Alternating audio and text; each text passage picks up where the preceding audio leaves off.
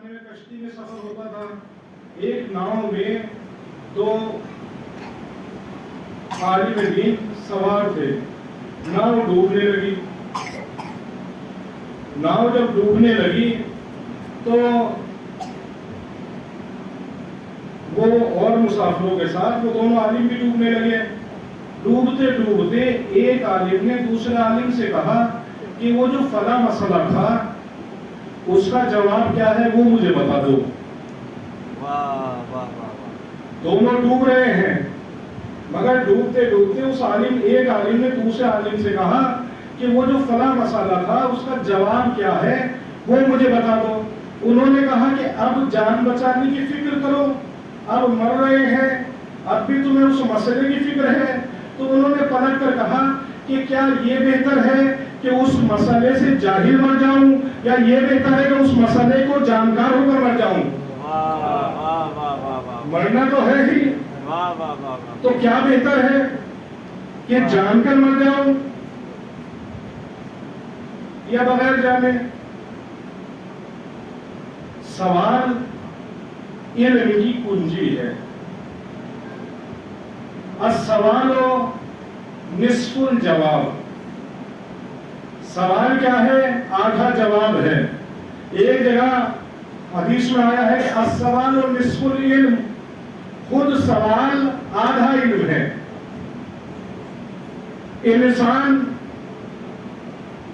کئی طرح کے ہوتے ہیں. ایک تو وہ ہوتا ہے کہ جسے مسئلہ معلوم ہے, ایک وہ ہوتا ہے کہ جسے مسئلہ معلوم نہیں ہے, ایک وہ ہے کہ جسے معلوم ہی نہیں ہے کہ اسے معلوم نہیں ہے.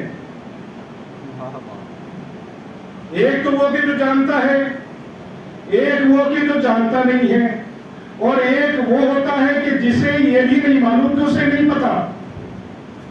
تین کیٹیگری ہوتی ہے. پروردگار عالم نے ان تینوں کیٹیگریز کو مخاطب کرتے ہوئے ارشاد فرمایا فَاسْأَلُوا أَهْلَ الذِّكْرِ. آپ اہل ذکر سے سوال کرو.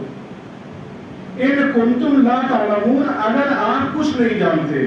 اس لیے کہ علم کا پہلا سفر, علم کے سفر کا پہلا قدم وہاں سے شروع ہوتا ہے کہ جہاں انسان کو اس بات کا احساس ہوتا ہے کہ وہ جانتا نہیں.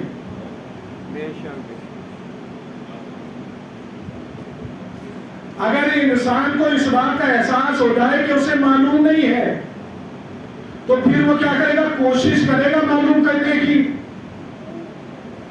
کرے گا یا نہیں؟ اور آپ دیکھیے تمام تر علوم جتنے بھی علم ہیں انسان حاصل کرتا ہے سوال سے. دنیا میں انسان جب آتا ہے کیسے آتا ہے؟ جاہل آتا ہے, کچھ نہیں جانتا. خداوند عالم نے قرآن مجید میں ارشاد فرمایا کہ اور پروردگار عالم نے واللہ یخرجکم من بطون امہاتکم لا تعلمون شیئا. پروردگار عالم نے تمہیں تمہاری ماؤں کے پیٹ سے اس حالت میں باہر نکالا تھا کہ تم کچھ نہیں جانتے تھے.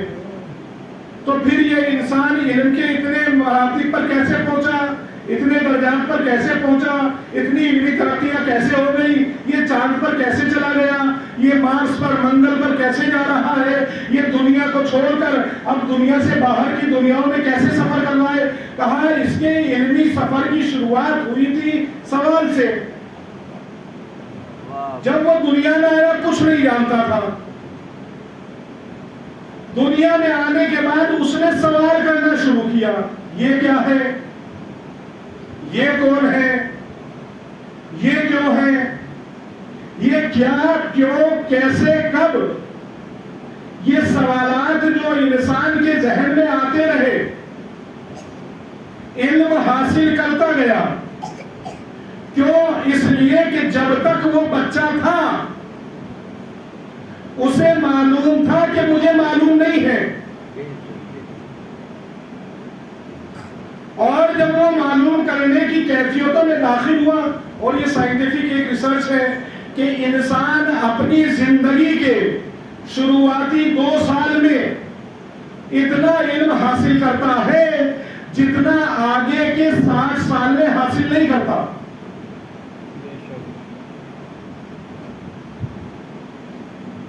سارا علم کی جو بیج ہے وہ کہاں بوئے جاتے ہیں؟ بچپن میں. انسان سوالات کرنا شروع کرتا ہے. خداوند عالم نے اسی حصے سوال کو بیدار کیا. فَاسْأَلُوا، آپ سوال کیجئے. کیوں؟ اس لیے کہ سوال کرنا ہم لوگ شرم کا سبب سمجھتے ہیں. ہم لوگ سمجھتے ہیں کہ اگر ہم نے مسئلہ پوچھ لیا مولانا سے کہ مولانا ہمیں غسل جنابت بتا دیجئے، مولانا غسل جنابت بتا دیجئے، تو مولانا کیا سوچیں گے کہ اتنے بڑے ہو گئے ان پہ غسل جنابت بھی نہیں آتا. انسان شرم کرتا ہے تو پوچھتا نہیں ہے. ساری زندگی ہوئی نماز پڑھتے ہوئے، 30 40 45 سال کی عمر میں مولانا کے پاس پہنچے. مولانا آپ ذرا میری الحمد سن لیجیے کہ صحیح ہے یا نہیں. اس لیے سب سے بڑا اسی سورے سے کام ہے. مگر شرم نے دامن تھام لیا کہ نہیں، اگر تم نے پوچھ لیا مولانا کہیں گے الحمد بھی نہیں آتی.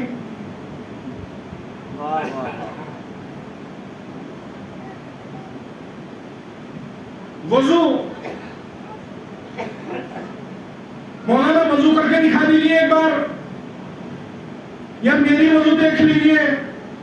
نہیں، شرم نے دامن تھام لیا کہ اگر تم نے پوچھا تو یہ سب مسجد والے سمجھیں گے اس میں وضو بھی نہیں آتی.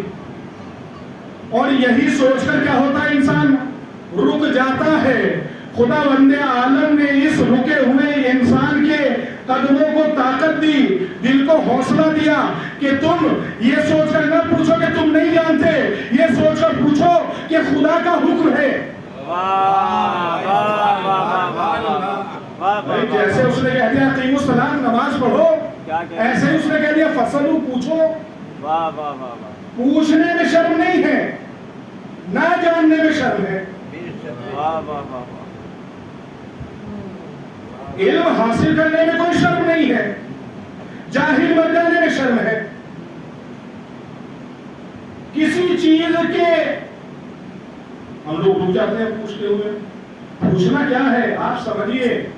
آپ جب روایات پڑھیں گے تو آپ دیکھیں گے خطبہ شعبانیہ میں پڑھ رہا تھا، استقبال ماہ رمضان ہے. رسول اسلام نے ماہ رمضان کی فضیلت بیان کرنا شروع کی.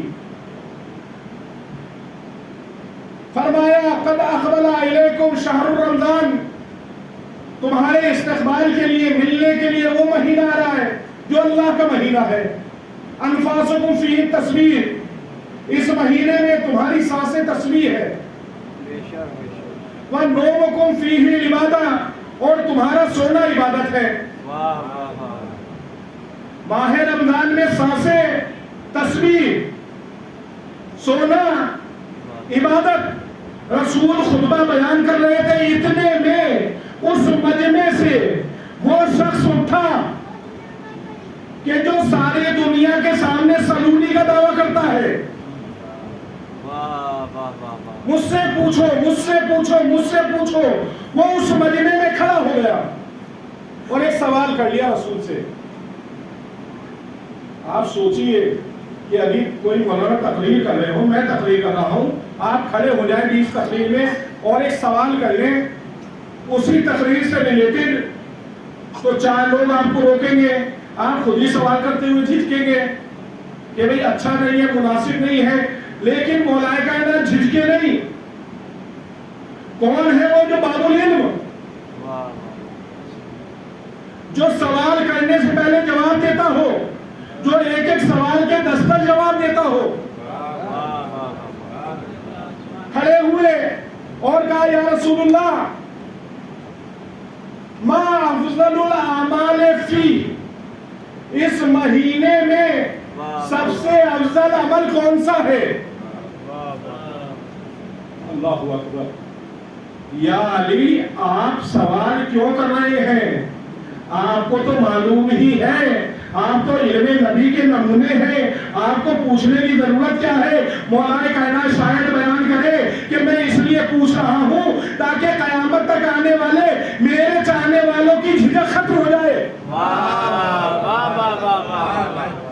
کہ جھجکے نہیں سوال کرتے ہوئے.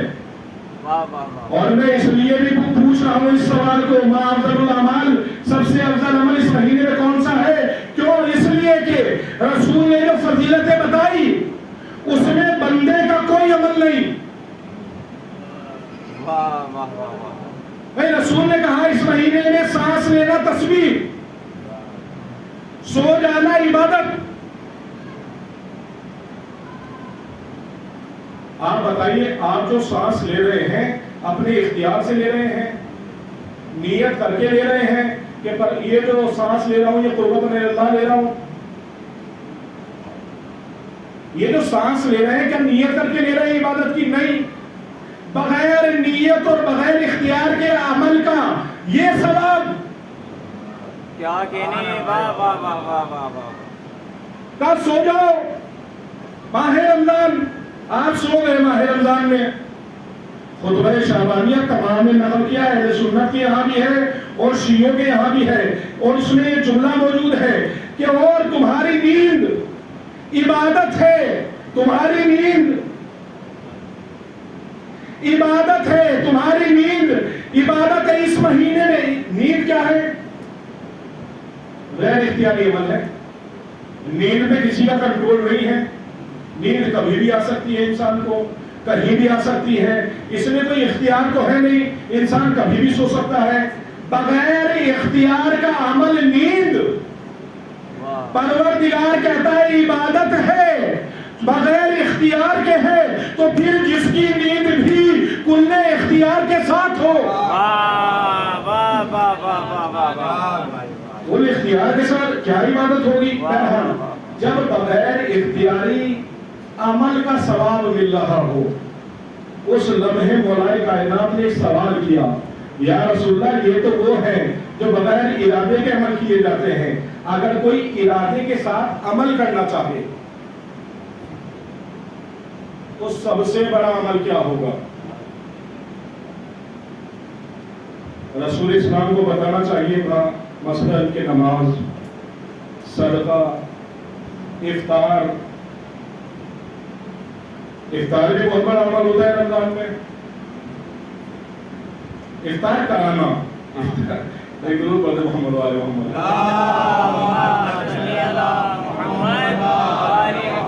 رمضان میں افطار کرانا ہی بہت بڑا عمل ہوتا ہے. میں نے آدھی بات کہی تھی افطار بہت بڑا عمل ہوتا ہے، واقعہ بہت بڑا عمل ہوتا ہے یہ بھی. مگر افطار کیا ہے؟ بہت بڑا عمل ہے کرانے کا. رسول نے افطار نہ افطار بتایا، نہ نماز بتایا، نہ روزہ بتایا. ایک جملہ کہا الورع، کہ انسان اللہ کی شرم کرے.